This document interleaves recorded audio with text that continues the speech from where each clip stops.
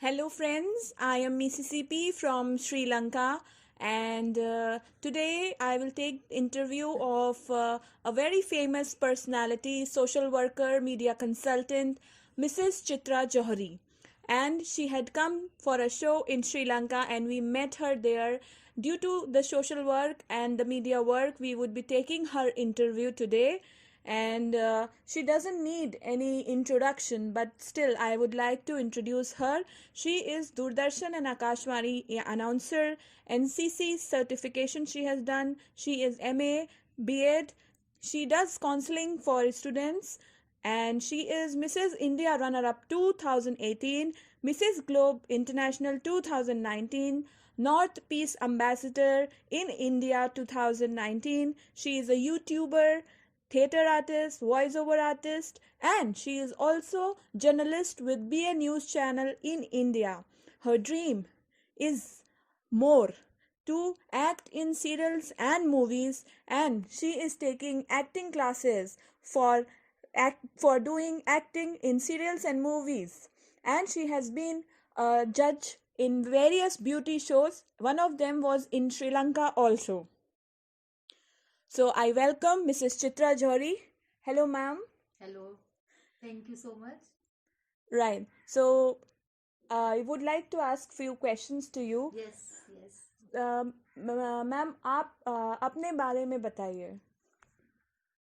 आपने इतना ज़्यादा बता दिया है बट मैं जो हूँ मेरे हस्बैंड आर्मी में है और मैं एक जर्नलिस्ट हूँ और बाकी आपने सब बताया सोशल वर्कर.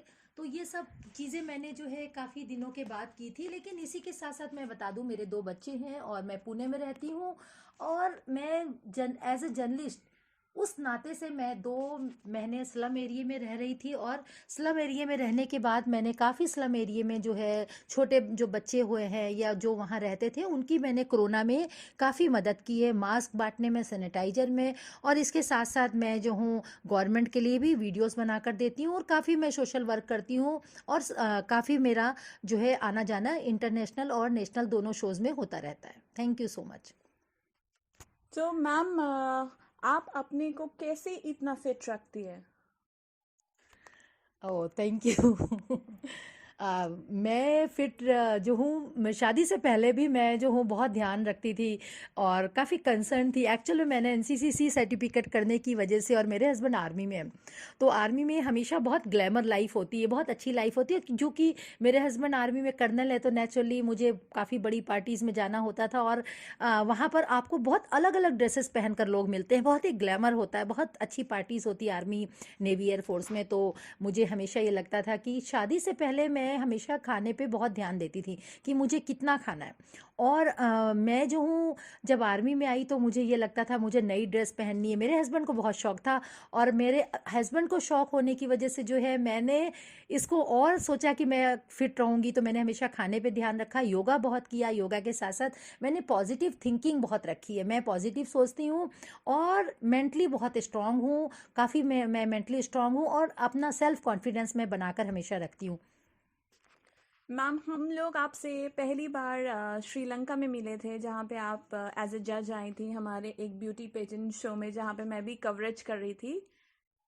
सो मैम आपकी मॉडलिंग की कैसे शुरुआत हुई? मैं जो हूँ मुझे सबसे पहले तो मैं थैंक यू बोलूँ कि मैं श्रीलंका में गई थी और मैं एक बार नहीं 2 बार श्रीलंका गई हूँ. और एक बार मेरे हस्बैंड जो है वो मुझे कन्याकुमारी ले गए थे. तो कन्याकुमारी से श्रीलंका का बॉर्डर लगा हुआ है, उस समय मेरा जाना हुआ क्योंकि मेरे हस्बैंड आर्मी में, तो चूंकि हमारा आना जाना चलता रहता है. हस्बैंड की कई बार फॉरेन भी पोस्टिंग आती है. लेकिन इसके साथ साथ जो है मैं दोबारा जो हूँ एज ए टूरिस्ट मैं जो हूँ गई हूँ और वहाँ पे मेरे शोज़ थे. तो बस इसलिए मैं जो हूँ गई हूँ और वहाँ पर आपसे मिली हूँ. और मेरे शोज़ जो हैं वो काफ़ी ऐसे ही चलते रहते हैं. मैम हमारे पास टाइम थोड़ा कम है, सो मैं ये आपसे पूछना चाहूँगी कि फिटनेस. काफ़ी फिट आप रहती हैं, उसके राज या उसकी कुछ टिप्स. एंड जो लड़कियां इस लाइन में आना चाहती हैं, मॉडलिंग में या सोशल वर्क कुछ करना चाहती हैं, तो उनको कैसे आना चाहिए और उनको क्या ध्यान रखना चाहिए, क्योंकि आपने इस फील्ड में काफ़ी काम किया है as a social worker and media में, और आपने जर्नलिज्म भी किया है, तो अगर कोई आना चाहता है तो उसे क्या ध्यान रखना है और उसे अपनी फिटनेस और स्टैमिना भी कैसे मेंटेन करना चाहिए? देखिए, मेरा जो सर्किल है दोस्तों का, मेरी सहेलियों का, वो बहुत अच्छा रहता है और सभी बड़े पॉजिटिव हैं और मैं बहुत चुन कर लेती हूँ। मैं जल्दी किसी को फ्रेंड्स या दोस्त नहीं बनाती हूँ। और इसके साथ साथ फिटनेस का तो देखिए ये है कि आप कैसा सोच रहे हैं, आप कैसा कर रहे हैं, आपकी थिंकिंग कैसी है, आप जिन लोगों से मिल रहे हैं, बात कर रहे हैं, वो कैसे है, उसका भी बहुत फ़र्क हमारे ऊपर पड़ता है। और इसके साथ साथ मैं ये बोलना चाहूँगी कि देखिए, मीडिया में अगर आप आ रहे हैं, सोशल वर्क करना है, तो देखिए सोशल वर्क जो है उसकी एक एज होती है। आप उस एज की बात करिए तो आप सोशल वर्क में बहुत आगे जाएंगे। लेकिन सोशल वर्क में हम लोग आगे नहीं जाना चाहते, हम सिर्फ हेल्प करते हैं जिनको हमें हेल्प करनी है। लेकिन मीडिया में आने से पहले आपका कॉन्फिडेंस बहुत होना चाहिए। आप बॉम्बे में आ रहे हैं तो आपको पता होना चाहिए कहाँ जाना है ऑडिशन देने, कैसे जाना है, लोगों से कैसे मिलना है। और देखिए, हमारा काम सारा नेटवर्किंग पे चलता है। तो मैं ये बोलूँगी, जितनी अच्छी आपके दोस्त हैं, जितने अच्छे आपके फ्रेंड्स हैं, जितना अच्छा आपका नेटवर्किंग है, उतना ज़्यादा आपका काम फैलेगा, आप जाने जाएंगे, आप पहचाने जाएंगे। इसलिए सबसे पहले आप अपनी नेटवर्किंग को स्ट्रॉन्ग करिए और कॉन्फिडेंस रखिए। फिर आपके रास्ते सीरियल, एक्टिंग, वॉइस ओवर और टीवी एडवर्टाइजमेंट हर चीज़ के लिए खुले हुए हैं। लेकिन आप नेटवर्किंग बहुत अच्छी और बहुत ईमानदारी के साथ रखिए। Thank you, ma'am.